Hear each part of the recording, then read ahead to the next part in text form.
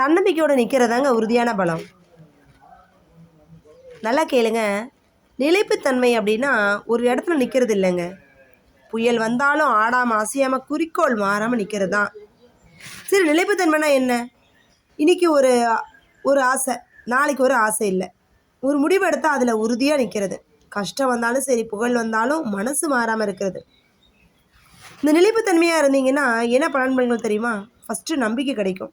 நிலைப்புத்தன்மை உள்ளவனை நம்பி வேலையும் கொடுப்பாங்க, உறவும் கொடுப்பாங்க.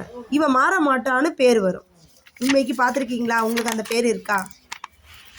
ரெண்டாவது பார்த்தீங்கன்னா பெரிய வளர்ச்சி. அது என்ன பெரிய வளர்ச்சி? வளர்ச்சி சொல்லுவோம், அது என்ன பெரிய வளர்ச்சி? பெரிய வளர்ச்சிங்கிறது ஒன்றும் கிடையாது. அதாவது சின்ன சின்னதாக தினமும் ஒரே வேலையை செஞ்சால் மழை கூட பெயர்ந்துடும் இல்லையா? பாருங்கள், யூடியூப்பு, பிஸ்னஸ்ஸு, ஸ்டடி எல்லாமே கன்சிஸ்டன்சியாக தொடர்ச்சியாக இருக்கணும். அதான் நிலைப்புத்தன்மை. தன்னம்பிக்கையோட முயற்சி செஞ்சுக்கிட்டே இருக்கணும். முதல் முயற்சி கிடைக்கலனா கூட ரெண்டாவது முயற்சி, மூணாவது முயற்சி, நான் முயற்சி செஞ்சுட்டே இருப்பேன் அதான் நிலைப்புத்தன்மை. ஓகேவா? மூணாவது பார்த்திங்கன்னா மன அமைதி. அடிக்கடி முடிவு மாற்றினதா குழப்பந்தான் வருங்க. நிலைத்தன்மை இருந்தால் மனசு அப்படியே தெளிவாக இருக்கும். நாலாவது பார்த்திங்கன்னா மரியாதை. காற்று போன திசைக்கு போகிறவன் யாரும் மதிக்க மாட்டாங்க. தன் கொள்கையில் நிற்கிறவனுக்கு தான் மதிப்பு. அஞ்சாவது பார்த்தா நம்மளோட வெற்றி கண்டிப்பாக நிரந்தரமாகும். வேகமாக மேலே போனாலும் கீழே விழுந்துருவேன். நிலைத்தன்மையாக போனால் மேலே போய் அங்கேயே நிற்பேன். சரி, நிலைப்புத்தன்மை எங்கெல்லாம் தேவை தெரியுமா? எங்கெல்லாம் நம்ம பார்க்கணும்? முதல்ல படிப்பு. தினமும் 2 மணி நேரம் படிக்கிறது. ரெண்டாவது வேலை. லாபம் வந்தாலும் சரி, வடாமல் போனாலும் சரி, விடாமல் பண்ணுறது. நான் பிஸ்னஸ் அச்சீவ் பண்ண என்ன செஞ்சிட்ருப்பேன்? என்னுடைய முயற்சியை விட மாட்டேன் அப்படின்னு சொல்லிட்டு என்ன பண்ணோம்? அந்த உறுதியை நிலைப்படுத்தி போய்கிட்டே இருக்கணும். மூணாவது பார்த்தா உறவு.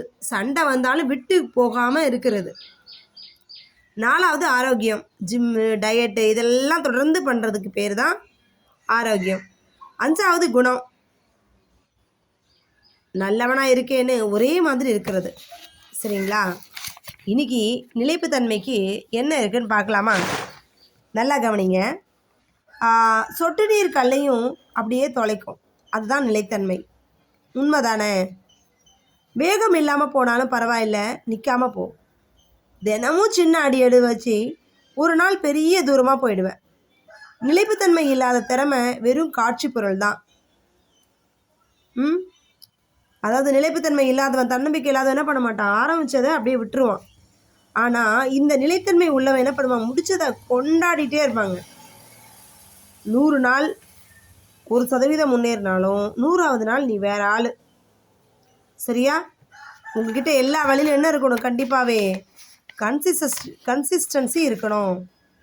ஓகே, பார்த்துருக்கீங்களா? முயல் ரேஸில், ஒரு ரன்னிங் ரேஸில் ஒரு ஆமையும் முயலும் ஓடிச்சான்.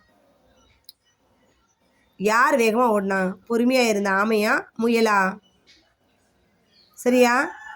ஆனால் ஜெயிச்சது யார் கடைசியா? பொறுமையாக இருந்து நடந்து போன அந்த ஆமை தானே. ஆமை மெதுவாக போனாலும் ஜெயிச்சிச்சு. ஆனால் முயல் ஏன் ஜெயிக்க முடியல? சொல்லுங்கள் பார்க்கலாம்.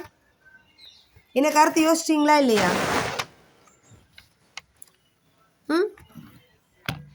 முயல் எப்படி ஜெயிச்சிச்சு?